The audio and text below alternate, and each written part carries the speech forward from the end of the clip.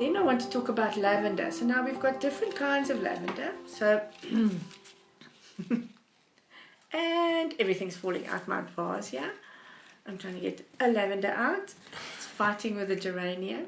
It's my fragrant posy.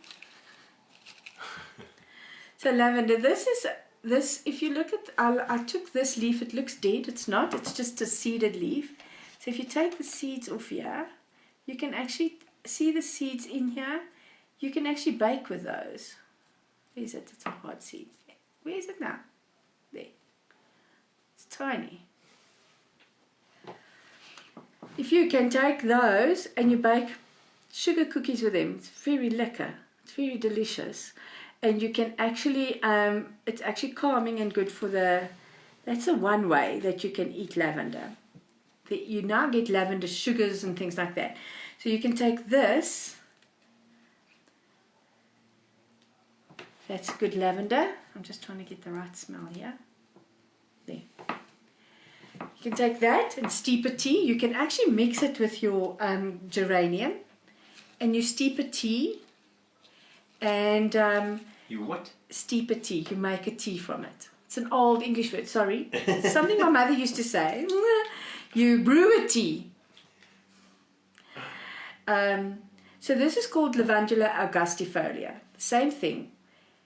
Many lavenders have come from all over the world. So Lavender augustifolia grows in France. That's the original plant. But it grows in a very specific environment and actually doesn't work well in other areas of the world. So then you'll find spike lavender, which is that thicker one, that grows best in England.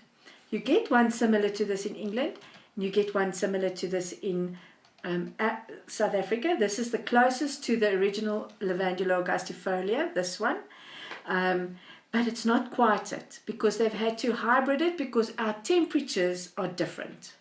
Okay, so you'll find in France and all over the world there are these big lavender farms. Now lavender doesn't mind growing on a farm, but your best oil always comes from your wild plant. It has to struggle to grow, it has to struggle to, the soil is different, the soil has to go through things. The more a plant has to struggle to grow, the better the fragrance that it produces. Lavender, it balances. So if you've got low blood pressure, it will bring your blood pressure up. If you've got high blood pressure, it will bring it down. It's a balancing oil. If you've got heart palpitations, you will use lavender and it'll calm your heart. If you are feeling lethargic, you use a little bit more lavender and it perks you up. It balances from the brain right through in the bloodstream, right through the heart, the lungs, the liver, everything. You'll find that Lavender augustifolia is a softer one. Then you've got spike lavender, which is far more robust. We don't get it often in South Africa. It's a very rare oil. It's far more robust and stronger. It's more like eucalyptus.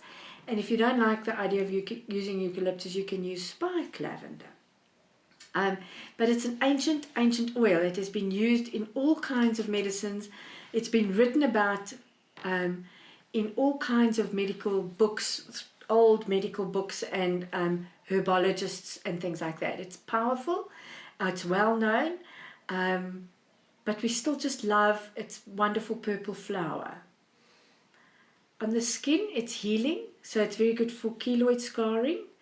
And this, you must keep one in your kitchen, because if you get burnt, you drop it neat. I don't say we use oils often, I don't say use neat, but lavender you can use neat on your hands if you get burnt.